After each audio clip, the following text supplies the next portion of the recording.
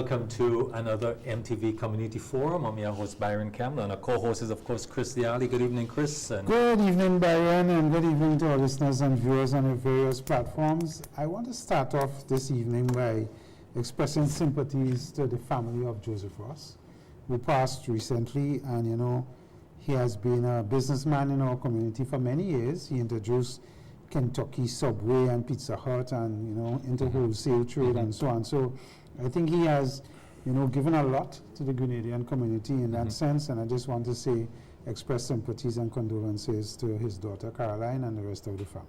And this comes from all of us, MTV. Yes. Thank you. Chris, Intercall Sports, what an event. Good turnout, good organization. SAS the winner. I was home that day. My wife is a SAS student, and the house was like loud. But congratulations, and I like the celebrations that came afterwards. You know, the streets of St. Andrews was filled, and something that touched me though, I think this was the final event, the 4x4, and this youth from SAS that won at the end of it, and he knew the camera was him, he pulled out a sign saying, "End gender-based violence." I thought that was high notes. He got high marks for that from me. I myself extend congratulations to the organizers. And you know, Intercall in Grenada, Intercollegiate Sports, is the second biggest after Jamaica. And it shows the amount of effort and interest the parents are putting in the children who are there. And when you see the population that supported, you know, past students and so on, it is now one of our premier events in athletics. And we have to give kudos to all the coaches and all the background people that keep pushing these children to be excellent in whatever they do. And I think the young athletes, both male and female, handle themselves well. And congratulations, because SAS won both the female side, the male side, and SAS won the primary school sports as well. Yeah. So they have 3 titles, you know, in Grenville, and that is excellent to see, you know, from primary to secondary and beyond, that we're developing our athletes in a particular way so that, you know, and coming from the rural part of the country is even more impressive, because the discipline and nutrition and commitment, you know, is required, and that is a big thing to keep that in young people. Future look bright in this area, I think Chris, so. certainly. Yeah. Chris, we have an ongoing disaster in Perseverance solid waste in the solid waste site disposal. We had a major fire there earlier in the month, as you know, the tires and all these metals and so on burning. And then we had another fire. I mean, it's overflowing. My point, I heard some debate on it or some issues raised in the parliament. But the big issue is there. We need better management of this facility by the Solid Waste Authority. The consequences there for the community. You're talking about Brizan in particular. I was there up to yesterday. Brizan, Woodford, those communities. It's very difficult to breathe clean air in this community. It's a big issue, and I don't see it's an emergency. I don't see the attention it's getting. You know, the health of these communities are at risk. I can't blame Solid Waste and Management Authority for not managing. We haven't understood what is the source of the fire and how it came. And with tires burning, tires require a high ignition point to start to burn. Yeah.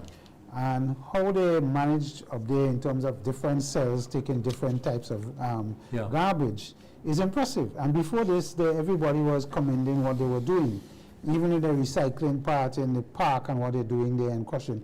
So Solid Waste have been making a lot of interventions to manage the garbage situation in the country better. Unfortunately, this fire with the tires is one that will be difficult to extinguish, and the fumes are always very toxic in terms of breathing it in and so on. So it's something I think in going forward, they need to get better understanding of how to deal with these fires and smother them quickly. And that's probably one of the things we could suggest. Chris, I hear you, but go tell this to a woman with a child that's living next door and can't breathe, can't open her window. I understand that. So I'm saying that we had to be more responsible. We need better management of those facilities to ensure that these fires are not as frequent. There's another one burning. besides the tire facility that you're talking about right now. But anyway, I'm just saying that. And we had a fire in Grandlands with McBunny, Yeah, set of tires again. that was an and issue. that still That continues was to an issue burn. Eh? there. Chris, we saw recently issue in Barbados where I think they have 180,000+ vehicles and they're facing their problem there. Traffic hold up for hours and hours at a time. I mean, we are on the way, we are in a similar path, it would seems. But you know how Mia Motley is dealing with it. She's now beginning to consult with the community, and they intend to take some firm action to ensure that people can move. Imagine. The cost. We have so much vehicles on the road, Barbados as an example, and you can't move for 2-3 hours because you're in a traffic gridlock, traffic jam. Yeah. And Grenada is probably heading if we continue to import Yeah. over 3,600 vehicles a year Yeah. because the road capacity is just so much. Yeah. And on any government, regardless of this one or whoever or whatever, will have a hard decision to make. They'll have to limit the amount of vehicles coming in the country, and then the issue of parking on the road on the shoulders of the road continue to haunt us. So they must make some We tough talk about this all decisions. the time, but I see no attention going to it. Chris, again, going back to the Parliament, I saw on the news yesterday, the leader of the opposition, Honorable Emily Pleer, she's of course the chair of the Accounts Committee. She is seeking an investigation into the operation of the NLA, the National Lottery Authority, citing all kind of issues there. Is it reasonable for her to be going in this direction? Of course, Parliament could ask for an investigation. Parliament has oversight on these statutory But as the chairman of the organizations. committee, she can ask, she can request this. She can request Yeah. that through the committee Yeah. and bring members of the Yeah. organization to account Yeah. for whatever activities have Okay. been going on So there, we'll the let- chairman and financial So officers and so on. we'll hear. Chris, Election Watch, of course, DPM, Democratic People's Movement, had, based on my view, based on what's feeding me, a And the successful Congress. I mean, of note here, the deputy political leader, Ali Gill, joining the organization. They've been able to announce, declare 8 candidates. Pretty good, would you say? Yes, I think, I mean, I know when Peter was on our program, prior to that, he said they were looking at putting a full slate of 15, but they haven't gotten there. Yeah. They announced 8. Probably they would get there by the time the election is announced, whenever that is. But it's good to offer Grenadian voting public a third option. How we respond to that and how they market what they do is going to be interesting leading up to the elections based on NDC and NNP being dominating over the years as the 2 main parties. So it will be very interesting. I know that they are pushing this thing about positivity in politics and hearing from the members more than you're feeding members what you want to do. One of the things community forums should undertake, or we started this anyway, is getting to know, assisting the community and getting to know these candidates better, asking them the right questions, of course. And I hope we could do this, because some of these candidates I don't know at all. I mean, based on the profile put out, interesting, but something we can follow up on Yeah. in subsequent Quite- program. quite- Chris, just a note here, I understand that the 2026 sargassum bloom is on track to be the largest, and they say the smelliest season yet. That's coming. They say there's some 9.3 million, that's a lot, tons of this stuff on its way to greet us. This could have some effect, cost of cleaning up, and also just use of the beach. Well, the government, through its various mechanisms, have been proactive. They have Yeah. started clearing and Yeah, doing whatever. And yeah, remember, the Prime Minister went to in a particular forum where they were talking about how to deal with sargassum, regionally and otherwise. Yeah. So let's see if anything from that comes to Comes out, help yeah, deal with yeah, the beaches yeah. and what's happening Okay. to do. The big thing With happening, of sargassum. course, at the end of the week is Project Polaris, the groundbreaking ceremony. This hundreds of million US dollar project is a reality, clearly, or will be. What we see is taking place. But one of the things that come to me is, of course, I don't sense a total buy-in from the community on this. This should be, everybody should be on board with this. This is going to, as the government says, transform. This is transformation. This is transformative. The health sector for all Grenadians, but yet I don't, is it a problem with how they've communicated? Why we don't have this total buy-in Well, in this important project? The government obviously wants to launch this and have it as the major transformative project. That's the politics, Okay, right? But when you look at the debt load that we're going to be carrying for this project, they have announced it's going to be 250 million. that's the initial That is cost. for the phase one, Phase which one, is yeah. to build a hospital. Yeah, They have said that they have already secured loans to the extent of 180 something million US.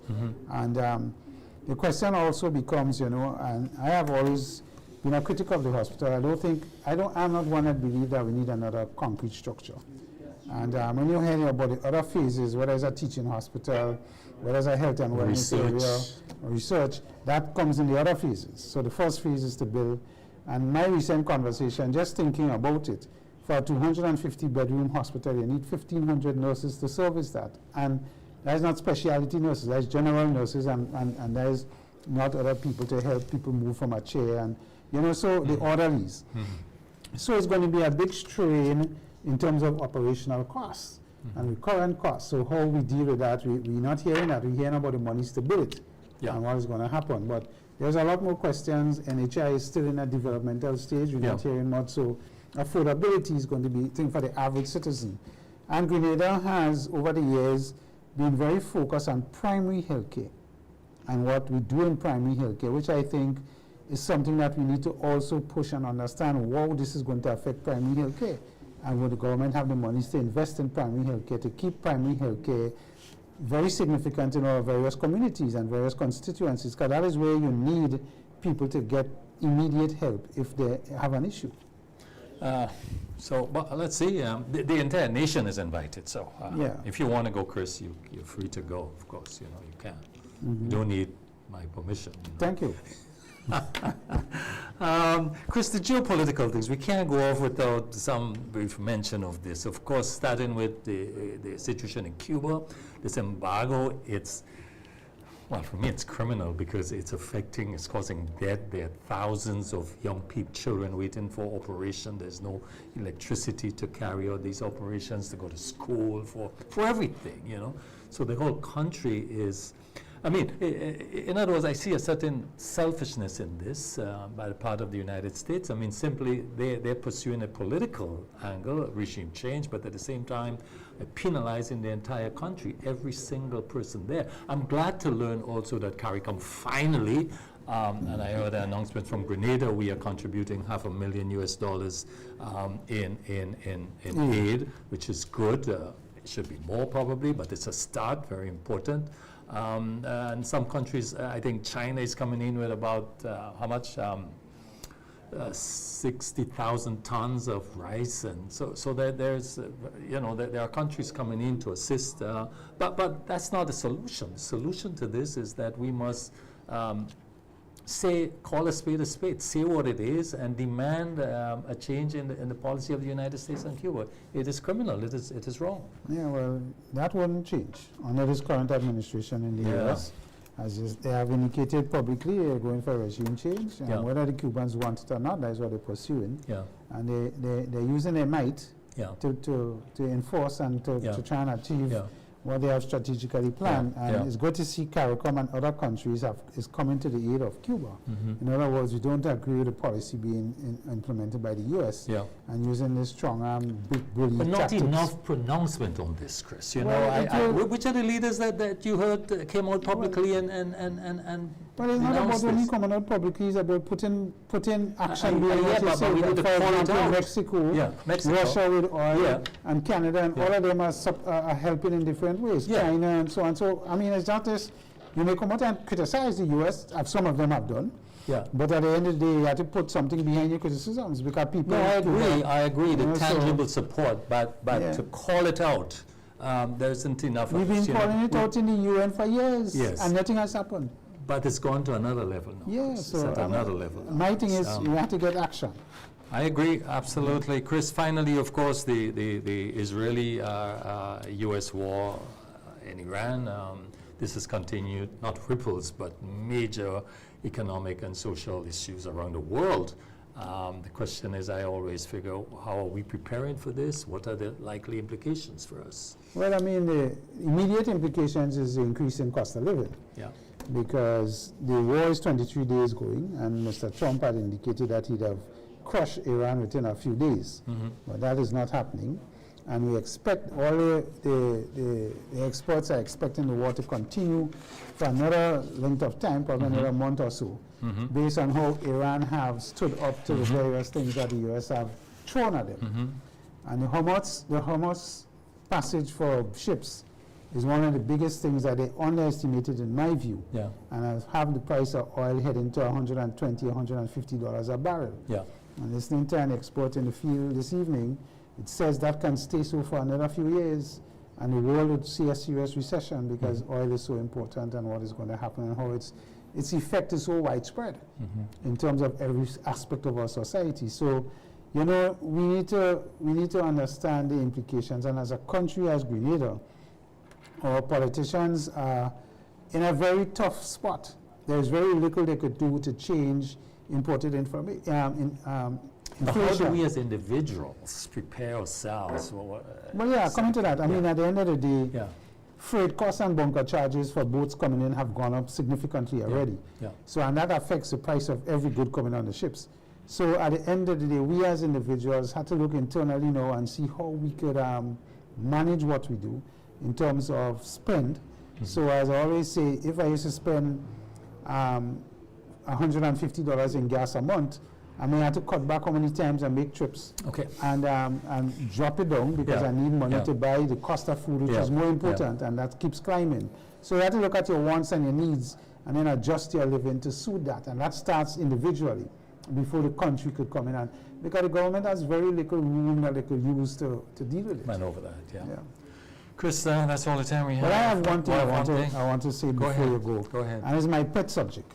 You know, the dumping in Calavini has increased and continues, and I want to advise all Grenadians, we have a new dumping site. It's called Calavini Road, just before Fort Judy or after Fort Judy, based on where you're coming. So come there with your trucks and your garbage and dump, because the authorities are doing nothing. So I think it's a new dump They're site. going to say you say that, you know, Chris. Yeah, that's you know? fine. I'm happy to say that. Because nothing is being done by the authorities to regulate or deal with what's happening on our road. Chris, let me say that as we end this section, let me say that our guest this evening is Calistro Ferreira. She is the president of MWAG, that's the Media, how do you call it, Chris? The Media Association of MWAG. MWAG, but it's called yes, she's the president. Yes. And we're gonna have an open conversation with her, frank conversation with her, honest conversation with her. So viewers, stay with us. We have an interesting second segment for you. We'll be right back.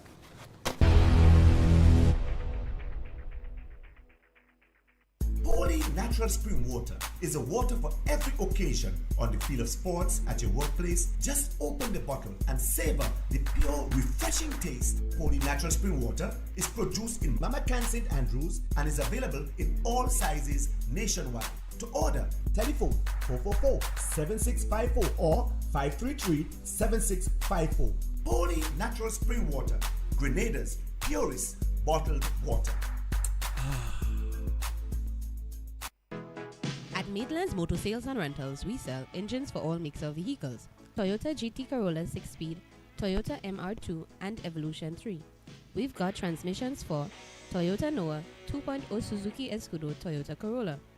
Windscreens for Grand Vitara, 2 and 4-door Escudo, Toyota Corolla front and back, and Suzuki Escudo wheel covers. Also available are motor oil, oil filters, crystal headlights for Toyota Corolla, brakes for all makes of vehicles. We sell C16 and Q16 racing fuel. Special prices on oils and accessories for customers who purchase vehicles from us. You're never left undone because we source the part if we don't have it. Maitland's Motor Sales and Rentals, empowering people through mobility.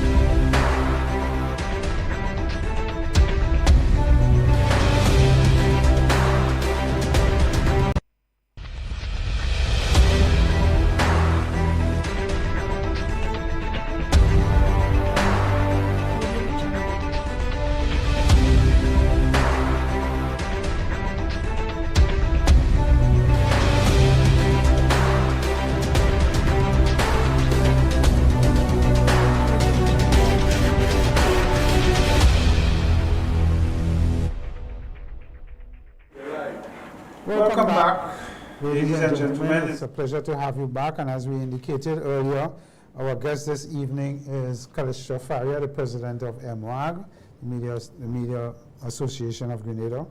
And Kallistra had a very successful award ceremony recently. So we want to start there and tell us how it went and what was the, the feedback that you have gotten from your journalists and other people. Well, certainly it was successful. Media Workers Association of Grenada, MWAG. It was the 14th annual. We've been having the Media Awards since 2010. In fact, Business Files entered the first year. Remember Business Files? Yes. And won in every category where we entered that year as well. And then I never entered again after that until this year. Well, last year, 2025, which we do it the year after. We have the ceremony the year after. So this year we had a lot of additions to the general awards. And the structure changed slightly from the years in the past. It changed because one of the major changes was that we would judge in the past all works together. But we have digital online coming into play now. So one of the things that we talked about as an executive and general membership is that we needed to have a level playing field for each segment of the media. So we had digital entries, print entries, radio and television, so that a television story did not get judged under the same criteria as radio wouldn't get judged with TV or print with radio and so on. And so that increased the number of awards that we gave. But not only that, we had a record number, I think, of entries this year, even with the expansion because of the segments. We had 101 entries this year. Wow. Yeah, there was some enthusiasm from members. And I think we gave out a total of just about 27 or 28 awards under the judged categories and a dozen awards under the People's Choice. And then Two categories. yeah, 2 different categories. And then we also introduced this year something called the Impact Song of the Year. And that was designed to be one of our public-facing pieces. It was not about journalists, but it was looking at music, Grenadian music as a form of mass communication. Interesting. And Lil Kerry's Berry All was the winner of that. So we outsourced the judging of that. Elon Robinson was in charge of going through that and ensuring that we got a good result back. When you look at the demographics of your journalists and generally and the change in the structure, is it a reflection of we seeing more young people in the journalistic media? I mean, the Kerry and that award is something that we would never have seen in the past, and how music communicates to everybody. Is it because we've seen a shift in the demographics with youth versus middle and elder statespeople in the journalistic field? We haven't had a lot of new blood in the media, which is something that troubles me. We need to attract more people into the media. But I think that award was designed to deepen our connection with the public more than anything else. I think we've suffered a little bit of a credibility issue with the public. And apart from working on that, we felt like, let's connect with the public and do the work that we need to do internally to try to regain some of the trust. That raises a question, Chris, for me. In terms of the awards, so was it celebrating excellence, or were you trying to rescue a struggling profession? Where exactly was it? Well, it's a celebration of excellence, and the results showed me that, because because I entered, I had nothing to do with the judging. I created a firewall, and I wanted my executive to be free to enter, because 4 out of the 6 members of the executive are actually working journalists, and so I created a whole governance structure to ensure that we had nothing to do with the submissions or judging or anything like that. All I got back was a report. And It's not about rescuing a dying media, although we do need to continue, you know, Building its capacity. building its Yeah, capacity. yeah, But we've been celebrating excellence in media for almost 16 years. So, You know, when we had the leader of DPM, Peter David, Honorable Peter David, one of the things he expressed concern about is our silence as a nation on certain things. We don't feel confident enough to speak out on issues, whether it's critically or otherwise. And the question becomes for you as president of MWAG, how are you seeing that? Are you seeing that same sentiment generally expressed by people? So, I'll put it in another way. The government may call a town hall meeting in a community center, but only their supporters show up in the majority. Very little opposition or perceived opposing people who come and ask questions. Do you see that as something pervading in through our society? it's a real crisis that we have, because what's suffering is the country. It interferes with the citizens' ability to make informed decisions and to stand in defense of the nation when they need to, because the last line of defense for Grenada is its citizens, the people who actually have the power. And I think people still, after all this time, after 52, 53 years of independence, we still do not understand that those 15 people are not the power, that they are the power. And so you have that polarization that has happened, that tribal, I think Peter David likes to use the word tribal when he talks about it, that tribalism that exists. And I think that was, my opinion is that it was deliberately cultivated to the detriment of the country. And so people are afraid to speak depending on who's in power, because they have allowed the people in power to use the resources that they manage in the name of the people to put pressure, whether it's economic or social squeeze on people. So people are afraid to speak on that account. But also, people would see things going wrong and they won't speak out because their government is in power. I'll give you an example. About 2 weeks ago, Janice Augustine and I, she's a broadcaster, were in town by the market, and there were some holes in the sidewalk, and somebody put a little piece of plyboard over it, and she almost tripped and fell. And either she or I can't remember which one of us said, wow, Claudette really needs to get on this. And it should be Peter David, but you know how the system works. Yeah. And the vendors took a turn at us. Their response was, well, why didn't you tell Keith Mitchell to fix it? And you hear that a lot. So they're there, their potential customers could get into an accident and never come and buy from that stall again because there's a big hole that your foot can go down in. Now looking at it as a country issue. But they don't see it that way. It's okay for there to be a hole in the sidewalk in the market, because the people who are responsible for public works right now are the people they support. So it's not a problem. And we should have asked the guy who was tossed out almost 4 years ago why he didn't So fix one it. of the issues, Kalistra, is that one of your role of the media is to hold power accountable. But are you saying that are we becoming too cautious, too close, too compromised? Or we just don't have the ability to do it now? We're not being facilitated to hold power accountable? How are you? Because that's one of your primary responsibility. Well, I think the media continues to do its job as best they can. Remember, the members of MWAG are workers in media houses with media managers who have all kinds of interests and considerations. The most important department is the marketing department, not the newsroom. Yeah.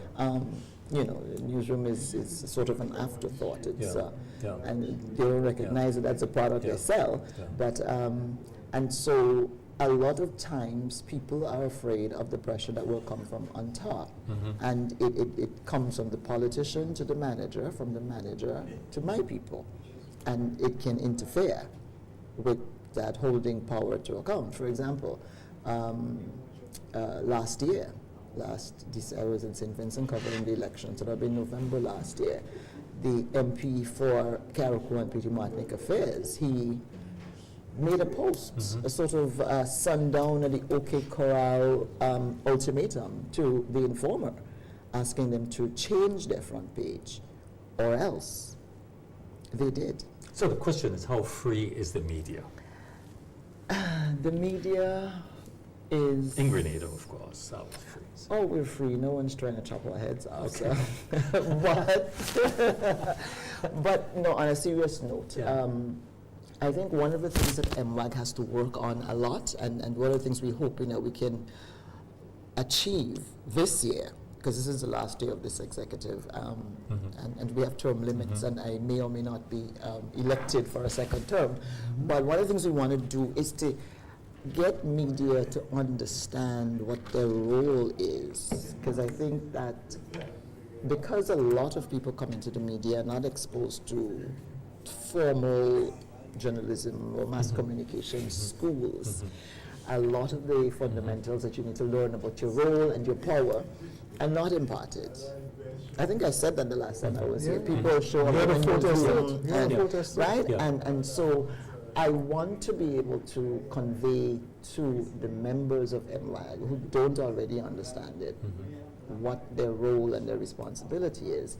And I don't think that people are deliberately trying not to do their job. And I think for the most part, in all fairness, people are doing their jobs. So that's where the whole question come up of professional standards and training. But is this a crisis of credibility in the local media? The fact that it's a small island, everyone know each other. So can journalism really be independent in this sense? Is this a factor? It is a factor, because sometimes you have a story, but the degrees of separation are, so one might think twice about delving into something. And that's where the fearlessness has to come in, that you have to, and I think sometimes people don't understand. I encounter that a lot, that people don't understand this. But when I do a story, it's not personal. We can still meet by the market and chat. I don't have anything against you. That's just what the public needs to know at the time. And so people, you have that as well. But it is particularly potent when it comes to the politicians. And I think that can be a bit intimidating for younger members of the media. Less economically secure members of the media might feel that, and I understand how the powers that be can use economics to squeeze you. I've been down that road, and it's difficult to stand your ground. You stand your ground at great personal expense, and so I think that sometimes it's a little difficult for people to do a lot of the stories that need to be done. For instance, you were talking about Project Polaris before we the media we need to be asking a lot of questions about how are we going to afford this? We cannot afford this. And that's the story that has to be told. How is this the appropriate response to our healthcare issues at this time? We have to ask that question. The public is owed that. Our duty of care to the public demands that we question Project Polaris. And the government is not really giving any kind of answers, and so we need to go find the answers. We need to talk to the experts who understand about our hospitals. But are they making themselves available? That's the question. Well, I mean, I don't know. If you talk to Andrea St. Bernard, she'll tell you that it's the most wonderful thing that will ever happen. And when you ask, how is the person who's earning $2,500 a month going to be able to afford health care? Because one of the things with the financing that I found strange, Chris, you recall that, she was here with us, and there was a big announcement last year with the Exim Bank of $250 million US. Bank of Africa. Of Africa. Very good. Of Africa, yes. And she said, no, this was simply exploratory. So the financing was shifting for a while. But again, and Chris, we spoke about that, why is there more buy-in from the public? This is the transformative thing for this administration. Is it? Well, as far as they're concerned, as far as, and yet I worry about... Transformative can only be genuinely so if it solves the problem, if it changes the way we are doing things. That's and correct. all we are doing is increasing the cost of healthcare without any clear path as to how the people who are supposed to be the consumers of this health service the affordability are going to be question. able to pay for it. That's correct. we won't be able to pay for That's it. correct. And the government is not talking about how they intend to subsidize it. Even the government won't be able to subsidize it either. We don't have the money to subsidize it. Not with what the recurrent cost is going No. to be. We can't. And, And- so and it's, The question becomes, we don't provide enough forums for people to ask hard questions. We have, well, there's DM with the PM. well, Yeah. yeah, and this administration doesn't want to have any of its ministers and so on go out unless the PM is part of the conversation, as though he regulates what has to be said and not said. Or you say, PM, give me 60 seconds. I'll be right there. Yeah, so it sends a message to general public that there isn't this freedom of expression. And my question to you is, do you think our laws give our journalists enough protection to express and dive deeply into an issue that needs to be discussed, I think so. without the economic pressures that you spoke about? I mean, we need, one of the things that we're working on, it's going a bit, not as quickly as I would like it to go, is freedom of information. Because a lot of information that we need to be able to access to properly report to the public, Yeah. we are told, permanent secretary does, oh, you need to ask the PS, and the PS says, well, I can't give you that information. And they can say that to you because there's no freedom of information legislation. So now what you have to hope is that you can find someone undercover who's going to break the news to you, tell you what's going on, which is a legitimate part of Yeah. it's Yeah. investigative journalism, Yeah. to get the information. This is the only, but not a lot of us are trained or skilled in that. But no, I think that media legally, or Tillman Thomas repealed the criminal libel legislation as Yeah. it related to that, Yeah. and that was a big step. Yeah. But yeah, I don't think there are any legal barriers to us doing our jobs. I mean, slander and defamation are, no matter whether you're a journalist or not, continue to be what they are, and you're not allowed to do it. But if you have truth on your side, which of course is the defense for that kind of charge, then I see no barrier there. It's just about finding the information. So you mentioned DM with the PM, and of course it has to do with ministers or government persons making themselves available to journalists for questioning and so forth. To journalists. To journalists, to the media, for examination, for questioning. DM with the PM. No, I'm saying generally. We know about DM with the Oh, PM. I thought you But were this saying that's what it is. No, this is a closed shop. This is not something that's open. But what is your concern here? Because you mentioned it. Is it moving in the wrong direction? The openness of the government to come forward with information? What are you seeing happening? What is the climate now you're seeing with information from the administration? Well, from the time they took office 4 years ago, Yeah. one of the things that I noticed was that they were systematically sidelining mainstream media. Now, it's not the first time we faced that sort of attempt to control how the media operates. I mean, we saw it under the last administration, but Yes. what they did was give us what we thought was a lot of access. You had these post-cabinet briefings every week, and people got lulled into a false sense of security where that was the source of information. And it encouraged people not to look deeper. So that in itself was a problem. Now what you find happening is that the government is curating these avenues for them to talk to the public. Even when they have news conferences, it's live.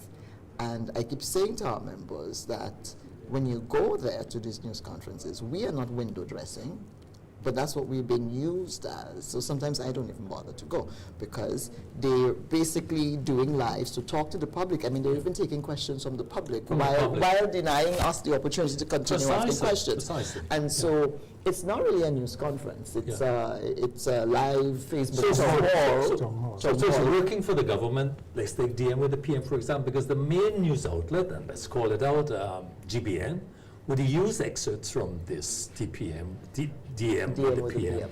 For the news, for the national news. So they're using this, so it's working for the government. But there's nothing wrong with doing that, Yeah. except that if that becomes your sole source of information, Yeah. on a particular subject, Yeah. then it becomes an issue, because then all you have, if you know, just what the Prime Minister Yeah. said in his cocoon, Yeah. then it becomes a problem. Because there are several sides to a story, and Yeah. he says something, you have to get the other side, get further information, and deal with it that way. So, So that's a follow-up question, Kalisha. So where is investigative journalism in Grenada? From MY perspective, where do you see it? And let me talk about this, because first of all, the fact that media workers are now listed in minimum wages tells me that the wages for media workers are in fact very low. So how are you able to attract professionalism there when well, at least you can elaborate on this, let me know, maybe I'm wrong, but what exactly is happening there with media workers? How do you attract professional investigative journalism with that kind of remuneration that we're hearing about? well, journalism, media, but journalism in particular, Yeah, it's a calling. It's almost like a religion. okay, You have to want to do it. okay, A lot of people have run away. There are a lot of people who are now in Yeah. corporate communications Yeah, or yeah, in something yeah. totally unrelated to Yeah, communications. yeah, They've yeah, left yeah. because financially it does not always make sense unless you figure out a model that, Yeah. that works for you. And then, of course, that has its risks. But investigative journalism, it has to do with two things. One, we need to build capacity in that area, and I'm working on that right now, and also time. No, a journalist or a reporter in any one of the media houses has to churn out, and I said that the last time I was yes, here, yeah, has to churn out the news on a daily basis, Basis. because the management needs the news to go on so that What pays the bill? right, so that the corporate companies can Yes. put their ads Yeah. in. Yeah, And I think that part of the problem we have, and one of the things we hope to do, is to begin to a structured forum where MWAG and media managers can commune, can talk, can look at the issues, because I believe we share common interests, and that they may not realize that they are jeopardizing their position just by the way they operate sometimes, that we can get them to understand the importance of doing the job right. And there are times when a politician or a huge corporate entity is going to call you and say, listen, I have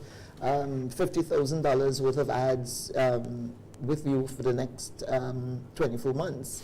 And I see a reporter talking about me dumping tires on the side of the road in Calaveras. What's going on here? It's been known to happen. And stories sometimes will get killed. But I want to there take has to be some pushback. I want to take it on a different road, but in a similar vein. You know, I have been one that have been articulating for years that we need to have debates, particularly at the political level. And that to me says to John Public that here are these people putting themselves up to ask for your vote, but never comes out publicly to debate what it is they want to offer or not, and be challenged by the other side. Well, Dr. Mitchell was a master of that. He refused to do any Correct. debates. Yeah. And all of the parties, even this one, NNP before, would say yes, they're open to the principle, but nobody will make themselves available for a debate. And I think as a society, we need to really insist that this happens, because we need to get to understand the people that are putting themselves up.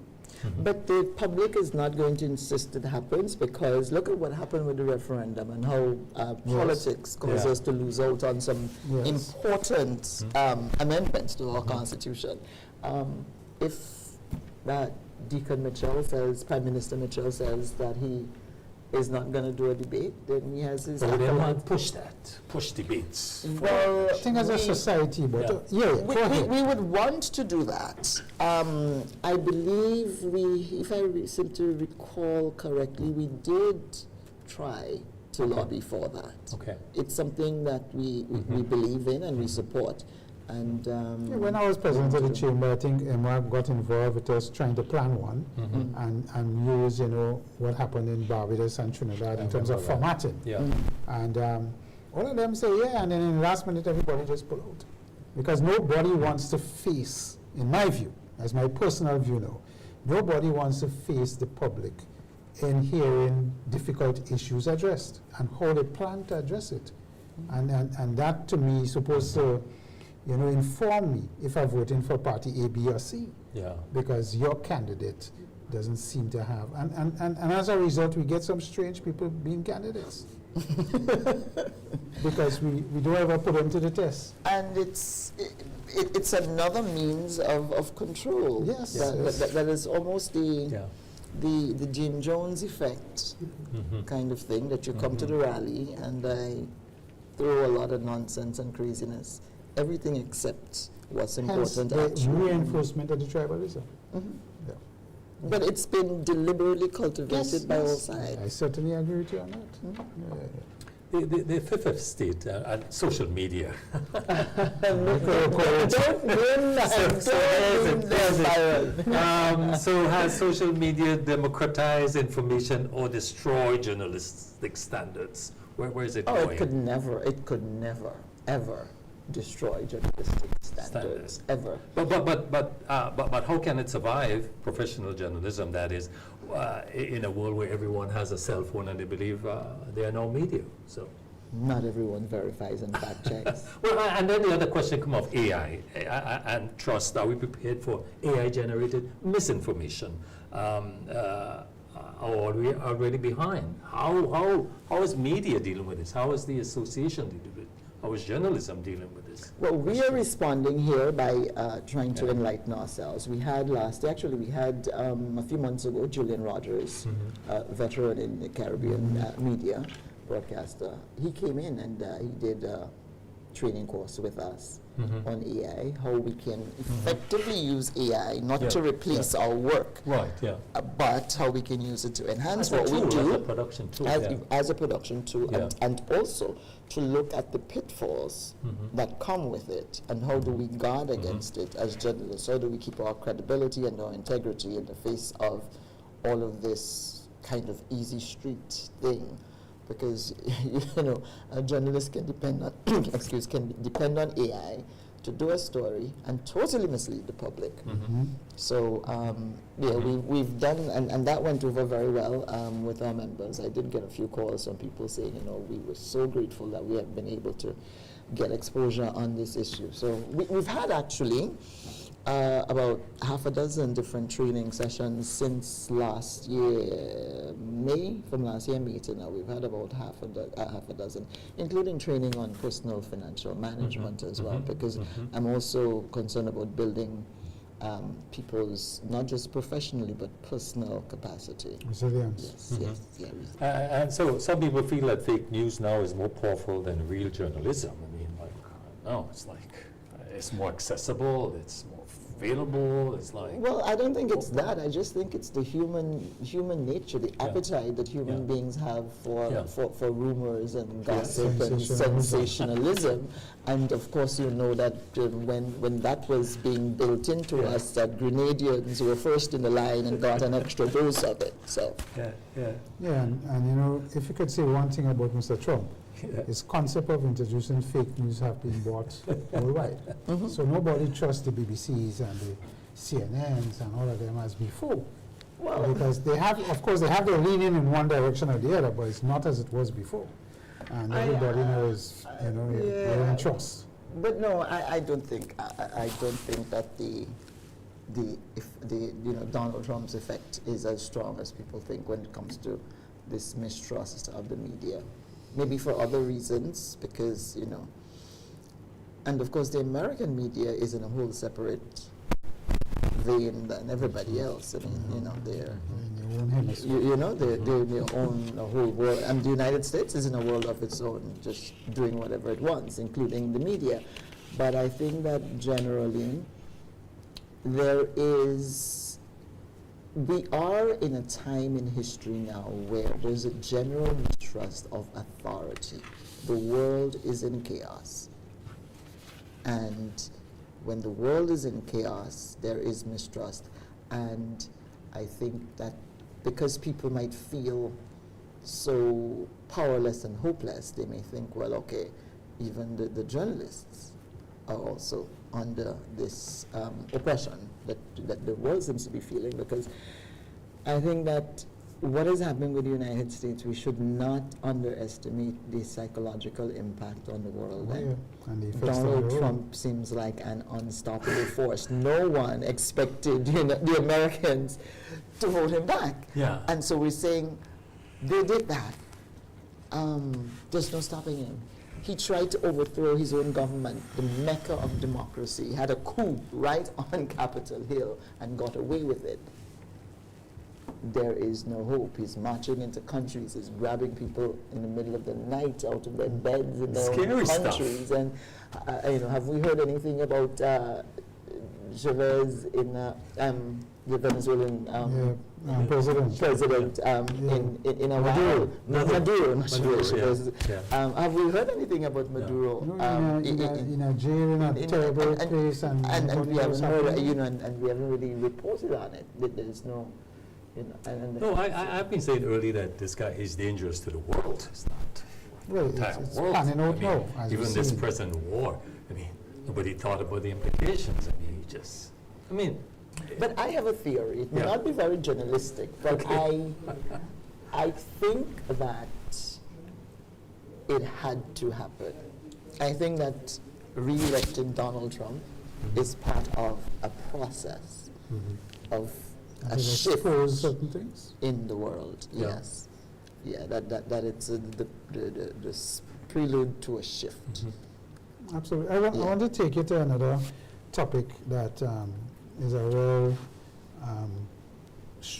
well, I But can't let's go not there. run out of time before we talk more about like the media awards and stuff like that. yeah, so you want to go there, Chris? Okay. No, But I no, want let's- to take you no. to gender-based violence. Okay. Oh, okay, yeah. Yeah. Well, Yeah. okay, yeah. And I want to find out. I talked about that in my speech Yeah. at the media awards. Yeah, and we decided here that on every program we mentioning something about gender-based violence, and the fact that it must stop at our society level and what is happening, because it's so pervasive in our society in all aspects. And Byron mentioned about the young man in sports, which was really great. But what is NWAG's approach holistically for gender-based violence? Is it something that you all will take on all the time to talk about? Because we just not, in my view, not hammering this thing enough as a societal scourge. Well, certainly we would want our members to never let up in the reporting of all aspects of these issues, not just when some woman is raped and killed that you report on it, but also on the social and economic factors that either lead to, exacerbate the problem. Because a lot of the gender-based violence, while it's a cultural thing, whether we like it or not, men feel entitled and they believe that, treating women that Yeah. way is some sort of God-given right. And the sad thing about it is, I'm hoping that is dying out now. But I think that some women believe that they are inferior and that they should be treated that way, and it's accepted by women as well. And there's also, women, we're a little competitive with each other. And so if it's not happening to me, then it's okay, because it's The not happening silence to me. issue is right. really an We issue. blame the woman. Right. It's not happening to me, and she should learn to be strong, and she should learn to take charge of things. And there's a lack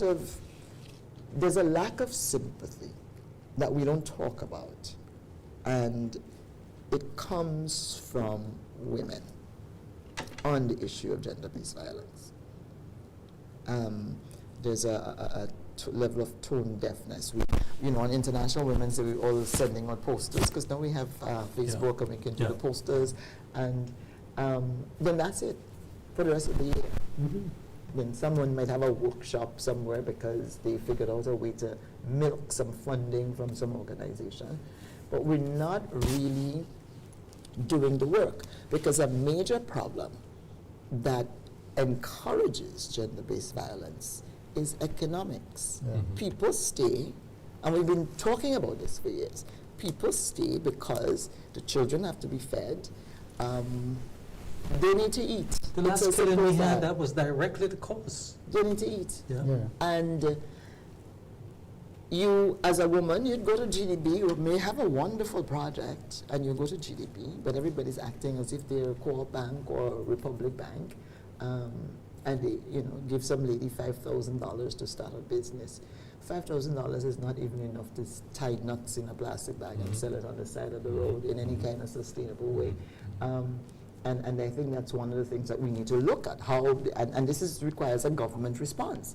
But the social, the economic requires a government response. Of course, there's a legislative response to that. I think they're way too lackluster in their legislative response, because we need to begin to look at chemical castration as a deterrent, because particularly on the issues of sexual abuse, we need to make sexual violence lifetime sentences. We really need to go after it in that manner. Extreme measures. Yeah, you know, they did all of this on the gun violence and so on. I felt all that effort was best served dealing with a matter like that, because we're producing all these broken women who will, down the road, become a problem to society, not because they want to become a problem, but because they're broken. And we face it, we don't have a psychosocial framework in Grenada, the treatment and so on, therapy and that kind of thing, to any great extent where people can heal themselves and so, and we like to gossip so much that people will just suffer in silence anyhow. So I feel like the government needs to, the state, I shouldn't say the government, but the state needs to have a stronger economic response so that women can gain economic independence. It's not just getting them a work in a hotel to put sheets on somebody's bed, but we focus a lot on the boys, and we need to, get them, what's the Empower program and this and that and the other. The boys in serious problems as well. Well, the And boys sometimes the response to an independent woman is not the response that they should be making. Because So they don't really- understand, but listen to this. We're the factory. We're the ones who are producing that product. Yeah. But if our machines are rusty and broken down, we can't produce good products. So I said to them in a program here that, every time we meet with the community in community centers or whatever, two things must be on the agenda permanently: primary health care and gender-based violence. Because that is what will strengthen and give our people the information that one is not acceptable, and the other one, you have to take care of yourself. The social and physical health of the nation. Correct. Yeah. And to me, any government who come in must have that as a standard. And we're doing that for the next how much years, because we have in the courts, if we have 40 cases, 35 is on gender-based violence and sexual abuse. So I'm looking at time. You want to say a few words about the Awards. MY awards, but before that, I just want to mention one thing: that civil society. To what extent MY or the media recognizes the power of civil society in our community, and how is MY covering this? Well, we are supposed to be, we're supposed to have a seat on the CSO, actually, the Media Association. I don't think we have used it in a while. Yeah. It's one of the things I'm hoping that I can look into again. I don't know, civil society also seems powerless, and I think because people go silent depending on the government that is in power. That is As a correct. people, we have let our nation down. That's the long and short of it. Okay. We're the government, Okay. not the 15 people in parliament. Repeat that. We are the Fine. government. And I'll move there. I'll move to MY, and it's just not a celebration, but it's awards. and before she Yeah. speaks, Yeah. I have to congratulate you on your awards. Because I know you achieved a few. Yes, So congratulations Yeah, on I- that. That's in I order. got a few, including the Yeah. Leslie Pear. This is one of the new awards we introduced, the Leslie Yeah. Pear Press Freedom Award. Yeah. And what we did, speaking of civil society, was we requested nominations from civil society, from members of the bar, and from media houses. And we got 3 nominees. I was pleasantly surprised that I was one of the nominees. I was And- surprised. Well, you never know. So there was Linda Straker, Yeah, Rachel Bain, yeah, and myself. Three excellent ladies. Yes, yes. And absolutely. Linda, I edged her out by not much actually. It was pretty close because Okay. I get to see all the scores like afterwards. Okay. After the firewall, That's okay. I get to see stuff. That's okay. So it was one of the new ones named after Leslie Payne. It's one of the ones that I'm hoping. You had is worked going with to- Leslie Pierre? I did. That's did. where I cut my teeth. That's So where I lost my way from law school to journalism. fine. Okay. Yeah. So Okay. and then I also won the best political story, which the opposition leader had the pleasure of handing to me. You know, I made a joke with her and I said, well, Nick, I'm going to do a story on you, and next year I will submit it. And Yeah. she goes, you might lose. Yeah. I'm not sure what that means. So you get sponsorship from the private sector for this? Is that a bit of a contradiction here, a compromise, integrity, independence? I'm asking, that's all. No, they're supposed to know there are no strings attached, especially with me That's as fine. the president of the organization. That's But I must fine. say here that corporate Yeah, came out, they showed up for us this year. okay. They did. For the first time in the history of MWAG, we were able to raise, I'm not sure if it's proper to say the sum, but Okay. it was magnificent. Adequate. Well, Yeah. no, it was beyond adequate. Okay. It was beyond adequate. Yeah. I cannot thank them enough for the Yeah. support that they gave, understanding that there is no quid pro quo here. They know that. You support a social endeavor because you understand that the media is an important part of the democratic process, and developing professionalism and honoring excellence in the media and encouraging growth in the media is important for a strong society. And this is all that you expect from this. Of course, you get some visibility because we say you sponsored, yeah. and we particularly want to thank Winwood Aid, their new sponsor this year. And I'm not sure if you know who Winwood Aid is. No. They are a foundation, a charitable foundation. They were formed within days of Beryl hitting Carriacou. Okay. That was their first response. So they think came I in heard with of that, yeah. 200,000 bottles of Mhm. water Yes, from the Dominican yes, yes, Republic yes, yes, as an yes. initial response. Yes, yes. And since then, they've been on the ground building homes, Okay. providing water. Okay. They just upgraded to these bottles, actually, Okay. for the schools. Okay, because Winwood, yeah. they're giving all of the schools water, and they were doing it in plastic bottles. Yeah, so they have Right? metal. So I said to them, no, you cannot be talking about sustainability and you're putting thousands of plastics into. And you digest it Yeah, I afterwards. said, do these bottles, Yeah. put your brand on it, and put dispensers in schools. And eventually they did it, and so. Kalisha, you're out of time, your final, your closing comments. Give you this opportunity.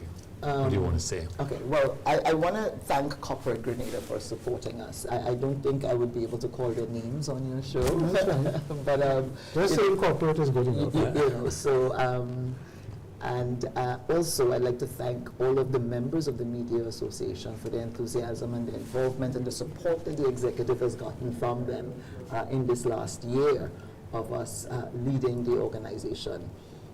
We have a lot of training activities coming up and that people need to look out for. We're going to start a conversation with UE Global Campus because they approached me about putting journalism on that 8-week schedule that they do. So it is something that people will be able to access locally at you know, low finance. And we have Johnson John Rose coming to Grenada in June to do a 1-week training on both rudimentary and advanced in media, journalism in particular. Also, I've got an offer from The Guardian in Trinidad to host for 2 weeks a member of the media, different members of the media for a 2-week period at MWAG's expense, Wow, just okay. to work within a bigger newsroom Mhm. and just see what it's like and maybe pick up a few tricks and so, because Trinidad is a huge media Yes, market. of course. So we have all of those things that are coming up. And of course, if you would allow me, I would like to advertise Go a ahead. cruise that's coming up on July 31. It's Unscripted, the Freedom Edition. It's our second annual cruise. It's to raise funds to pay for training for MWAG. Yeah. And this year we're cruising on the Ecstasy. Wow. The dress code Sure, is it's tough. African glam. My treasurer, royal participant, Karaku, likes to call it African sexy. So, so the whole theme is because July 31, the Yeah. night before. So I can't come because I'm not Yeah. African. No. And I have a no. question. Chris, were you invited at the Media Awards ceremony? No, I wasn't. It was. I wonder why we weren't invited. Yeah. Maybe You next were- You year were on the panel for we for might be. public opinion. No, but you should join the association. Oh, You we can. you We know, you can join. We can join. You can. I mean, Okay. the reason Yeah. why you made it onto the Yeah. People's Choice Award, Right, which right. is totally separate from Yeah, the you Judged Awards, mentioned, right? yes, Because yes, that's yes. just where Yeah. it's a popularity Yeah, contest, yeah, really, yeah. separate from our work being judged Yeah. by professionals Yeah, yeah. outside of Grenada, which are the areas where I won. So you were there because you are considered to Okay. be part of the media The landscape. media landscape. Yes, yes. Chris, something we should consider. Well, you know, Chris, and you have the final say now, of When course. Yeah. Teleshow brought up business files, it just occurred to me how long we're doing this, Yeah. this current affairs kind Yeah, of programs, and so on. So I never considered myself a journalist, by the way. I just figured we. No, you're not a journalist, Journalist. but you're a media person. Yeah. Media person, yeah. Yeah. So yeah, Teleshow, I think. And certainly more legitimate than Anna Augustine. Don't come for me, Anna. I want to thank you for, I think you're doing a wonderful job at MR as a president, and you know, you have changed things, and the only constant in life is change, and we need to keep watching at it and change and suit. I think we have issues in our country, and you know, freedom of expression and so on, an area that is not only MR's responsibility, all of us need to be able to speak as freely as we can and, you know, express our views. So, But I thank do you for believe that. that my members speak freely. Yeah. Yeah. So At I thank you least for they- that work, and I have known you quite a long time, so it's lovely to see you come into that position and make the changes. Thank you for joining us this evening, Callistra, My on pleasure. MTV Community Forum. Viewers, that's all the time we have. We'll see you next week. We want to thank our technical staff, MTV management. We'll see you next week, same time, same place. Good evening. Bye-bye.